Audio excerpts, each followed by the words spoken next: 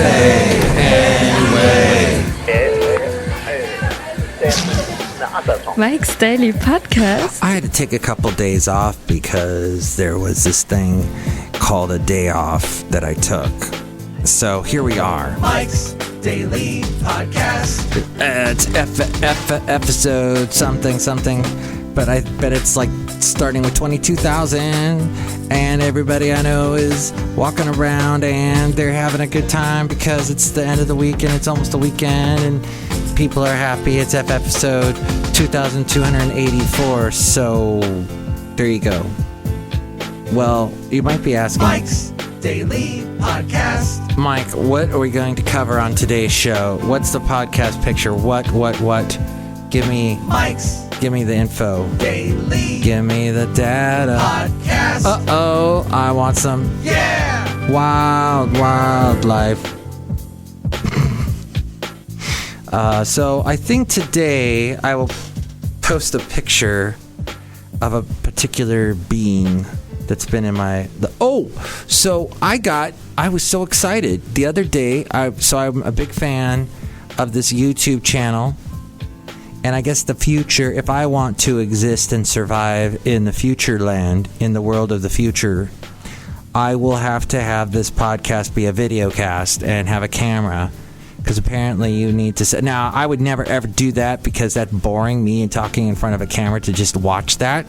To listen might be interesting because maybe you're doing something very, very good right now. Maybe you're driving. Maybe you're dancing. Maybe you're walking. Maybe you're walking a dog. Maybe you're just having a good time listening while you're doing something else, painting your toenails, I don't know. So, I do that, but the video side of it, I don't do. I would have to go, so I'm watching this guy I think he's called the Carpetbagger Man or something, and he goes all over the place to he's been to all the contiguous United States, and he's interesting, and I watched one of his old videos from 5 years ago, and in the background is someone who now has a very popular... And here's today's podcast picture. ...video channel doing exactly the same thing. And he is Will and his wife Dawn, and they do this thing called A Yankee in the South. And they go all over the place in the South, and they visited LA, and it's fun to watch. They eat all kinds of fattening foods. I've mentioned how I would not want to eat that fattening food because I'd get even more fat and the diabetes and whatnot. So what ends up happening is I'm watching Will and Dawn do a live broadcast yesterday, a live chat on YouTube, and I asked them a question and they answered it. Yes, Basil, this is all... Basil, I'm glad you never saw me in the state I'm in now with this whole thing. Talking to people on YouTube live chats. I know, it's embarrassing. Basil barking, the late great Basil the boxer. And the podcast picture today, I think I'm going to do of Rodler, of the cat that has infiltrated our lives. Starting off as a feral cat that would not... It would run for the hills as soon as you even breathed a breath, would run. But now he's friendly and lets us pet him. He's very kind, playful, wonderful cat. So, and Basil would not approve of that, I know that. But the thing is, now the guy answered my question. I asked him how long it takes to edit a video, and he said it takes 2 hours, which boggles my mind because he's got all this feed, all this spool, all of this stuff he has, film, video, whatever, and he's got to chop it all up and upload it to YouTube. He says it takes 2 hours. That's crazy. It takes, this is a short affair because I do this live to the podcast world, live from Cafe Anyway, somewhere in Podcastro Valley, Mont today, the last place on earth. And I do this live, and I try not to spend too much craziness on it because I know that this is pretty much in ear, one ear out the other. It's consumable. It's thrown over the shoulder. The can, once it's empty, gets smashed against the head and thrown in the trash. So it's consumable material that's easily dispensable. But now I change all that because I'm telling you something interesting. Because what that just showed was a lack of confidence on my part.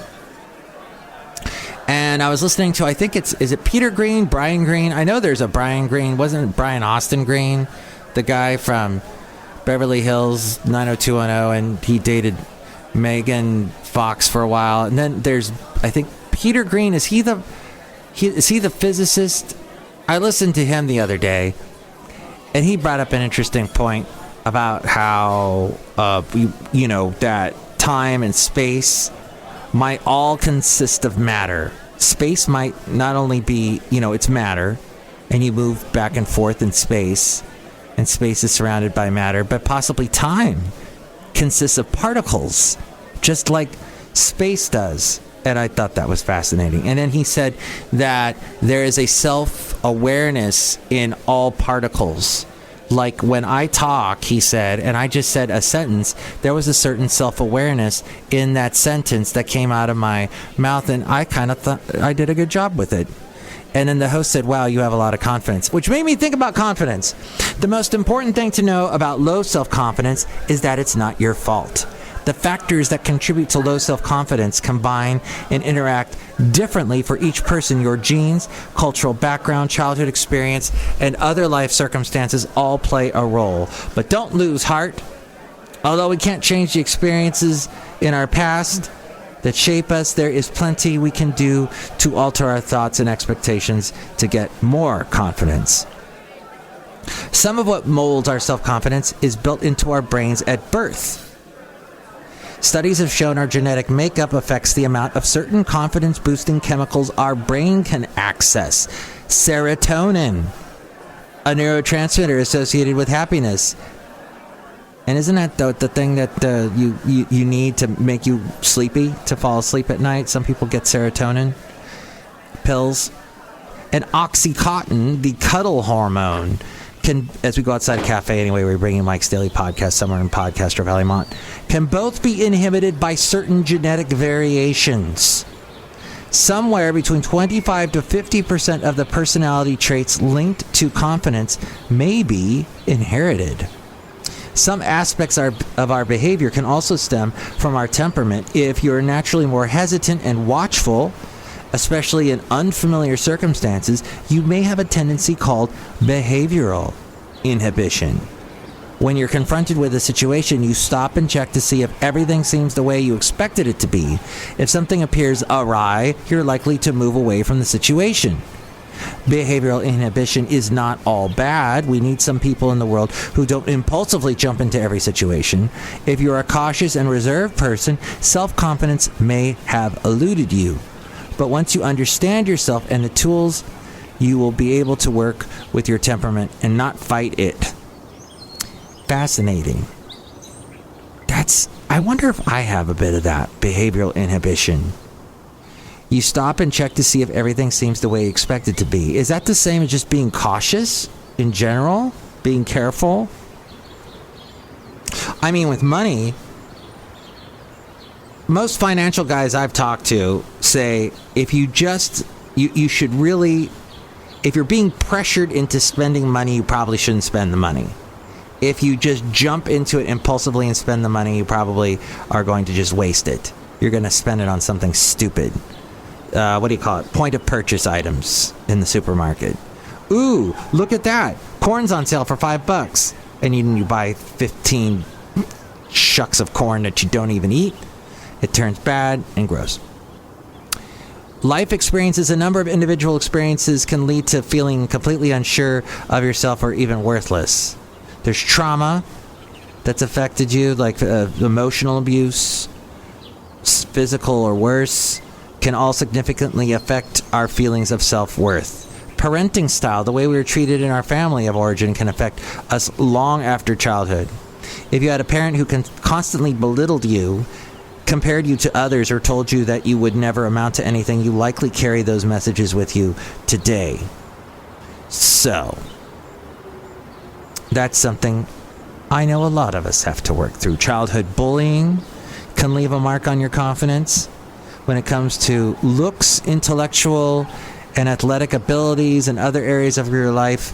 Humiliating experiences in adulthood, including workplace harassment or a peer group that disrespects or demeans you, can also make you less willing to speak up for yourself or pursue ambitions and goals. Misinformation, a lack of self-confidence can come from not knowing the rules of the confidence game. For example, if we think we have to feel confident in order to act confidently, we set ourselves up for failure.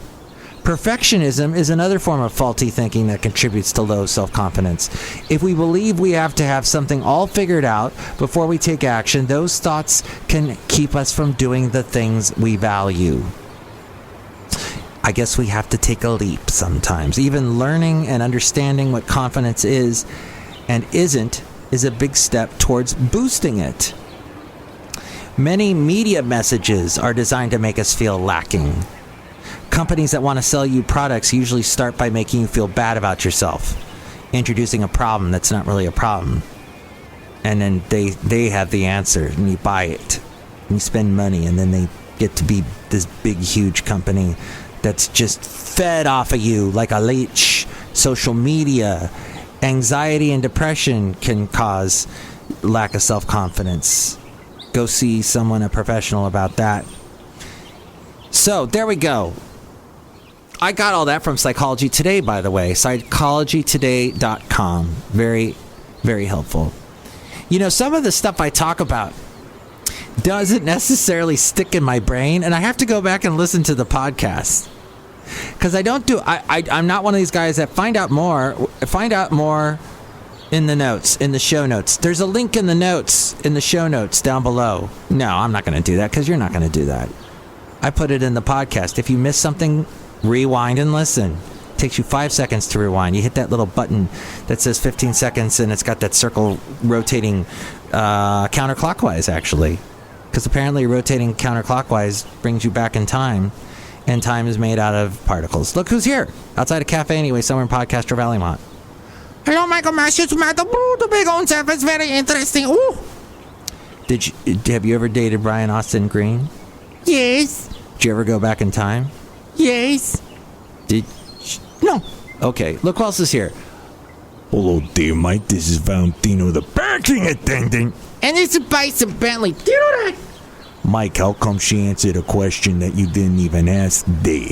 Yeah, way! Do you know that? Because I asked it in the future. Do you like eggs? See? And then she answered it earlier in the podcast. You'll have to hit that counterclockwise thing to hear it again. So, next show it'll be the wonderful Chely Shoehart, Floyd the Floorman, and John Deere the engineer. Tell me what you think about anything. Tell me what you really, really think about anything we covered in the podcast today. You can call me 336MM Daily. That's 3 + 3 = 6. MM as in Mike Matthews. Daily as in what this podcast will try to start being again. I got interrupted by a couple days off. Hope that helped the podcast sound a little better today. I have confidence that it did. Mike's Daily Podcast is written and produced and performed by Mike Matthews. His podcast is super easy to find. Download or listen to his show and read his blog at MikesDailyPodcast.com. Email Mike now at MikesDailyPodcast@gmail.com. See you tomorrow. Bye!